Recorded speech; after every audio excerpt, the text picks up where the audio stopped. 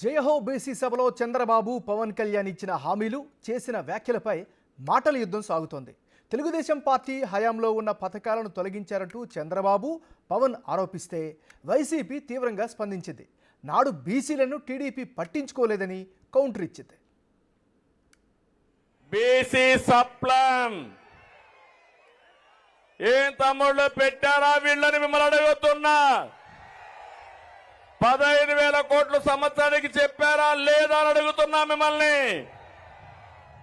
15 రూపాయలు పెట్టారని అడుగుతున్నా మిమ్మల్ని. కానీ ఈరోజు మేము ఒకటి ఆలోచిస్తున్నాం.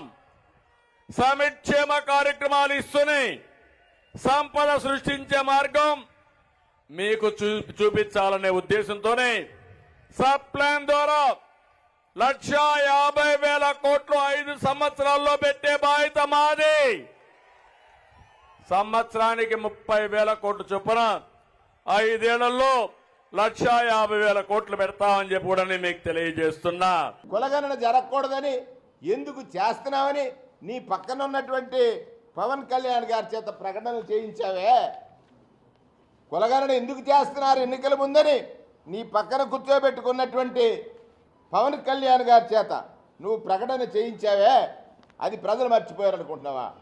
కులగణన చేశాడు ముఖ్యమంత్రి, కులగణన చేశాడు ముఖ్యమంత్రి, ప్రకటన చేస్తాడు త్వరలో అనేటువంటి విషయాన్ని కూడా సందర్భంగా నేను మనవి చేస్తూ ఉన్నాను.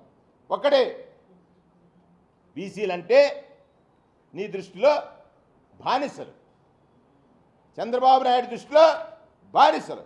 ఎందుచేతనంటే తాను చేసినటువంటి ప్రతి పనిలోనూ బలైంది బీసీలే. నాయుడు గారు వాపోతున్నాడు, తప్పులు చేయించాడయా చంద్రబాబు నీ చేత. వాపోతున్నావు, తప్పులు చేయించాడు నీ చేత. అందుకే ఇవాళ న్యాయస్థానం ముందు నిన్ను దోషిగా నిలబెట్టారు.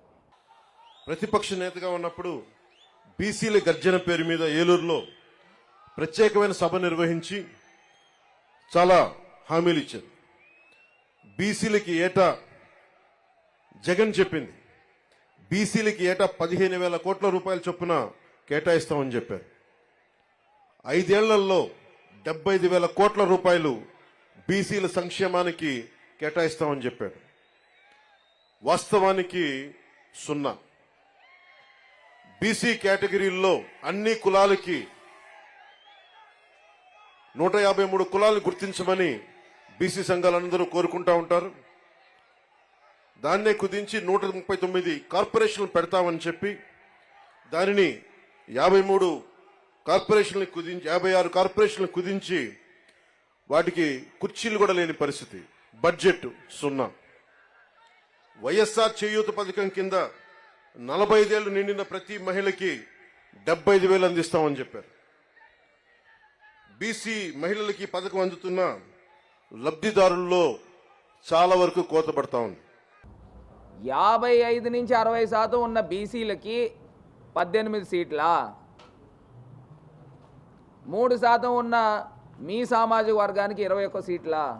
దీన్నే నా సామాజిక న్యాయం అంటే? బీసీలు డిఎన్ఏ తెలుగుదేశం అని చెప్తా ఉన్నావు, ఇదేనా?